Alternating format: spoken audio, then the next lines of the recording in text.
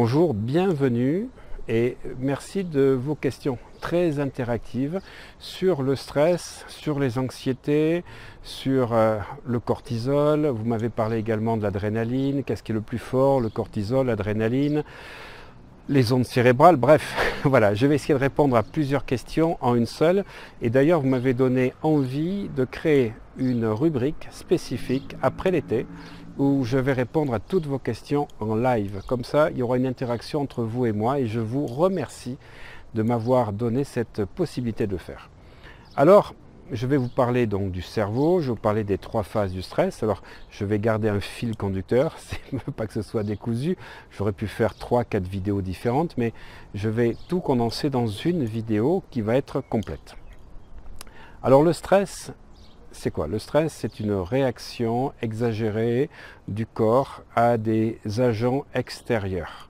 Notre corps va réagir à des sollicitations excessives en élaborant à la fois de l'adrénaline pour donner ce surplus d'activité et puis des fois ce surplus de vigilance parce que vous êtes dans des choses un petit peu extrêmes ou dans des situations où il faut avoir de l'énergie pour vous en sortir.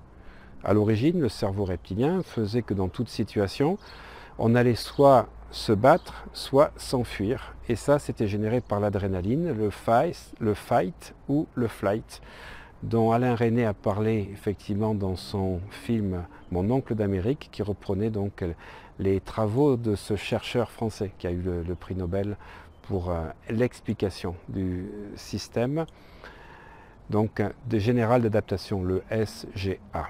Alors, l'adrénaline et le cortisol sont les 2 poisons qui créent du stress. Le stress se passe en 3 étapes. La première étape, vous êtes donc sursollicité, vous surréagissez, le corps va sécréter de l'adrénaline. Cette adrénaline, en fait, va créer des palpitations, des contractions cardiaques plus importantes, va créer des ballonnements, va créer des douleurs, des spasmes, de l'hypertension, des douleurs à la tête. Tout ça, c'est l'adrénaline. Alors, il y a 2 façons de réagir à ces stimuli d'adrénaline. Soit vous en tenez compte, et là, pas de souci, vous faites des pauses toutes les 1h30 dans la journée, comme je l'ai dit dans une précédente vidéo. Soit vous n'en tenez pas compte et vous continuez. Et là, l'adrénaline qui est libérée par les corticosurrénales va s'épuiser et vous allez chercher à nouveau l'adrénaline en fumant une cigarette ou en allant prendre un café jusqu'au moment où votre système est épuisé. Et là, pour pouvoir résister à la surcharge de travail, d'excitation, de stimuli, eh bien votre système donc endocrinien va libérer du cortisol. Et là, le cortisol, c'est le poison absolu. Sachez que 1 minute de cortisol libéré, c'est 1 heure de dégâts dans le corps. Vous savez tous que la cortisone, c'est quelque chose qui fait des dégâts terribles. Voilà, on en prend quand on a des douleurs parce qu'on ne sait pas faire autrement, mais on ne doit pas dépasser 5 jours consécutifs et pas plus de 10 jours par an. Parce que c'est risque cardiovasculaire accru, c'est hypertension, c'est diabète, problème de rein, problème de foie. Les conséquences sont dramatiques. Donc le cortisol, 1 minute de cortisol égale 1 heure de désagrément et de troubles métaboliques, et bien vous en subissez les conséquences quand vous rentrez en colère. Énervez-vous pendant 3 minutes, vous avez 3 heures de cortisol dans le sang et vous allez en faire bénéficier toute la famille. Bravo, vous avez gagné. Quand vous rentrez chez vous, vous n'arrivez plus à vous maîtriser. Et bien tout simplement parce que c'est l'engueulade que vous avez eue avec votre collaborateur qui vous a créé du cortisol. Voilà. Donc, première phase, c'est l'adrénaline. C'est l'alarme, c'est le seuil, c'est toutes les palpitations, les symptômes dont je viens vous parler. Ça fait une courbe comme ceci. Et puis la deuxième chose, c'est le plateau de résistance.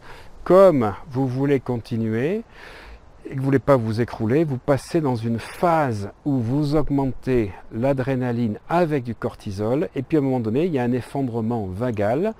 On parlait à l'époque de malaise vagal, on parle maintenant de burn-out. Eh bien, c'est parce que vous avez épuisé votre système adrénergique et corticoïde.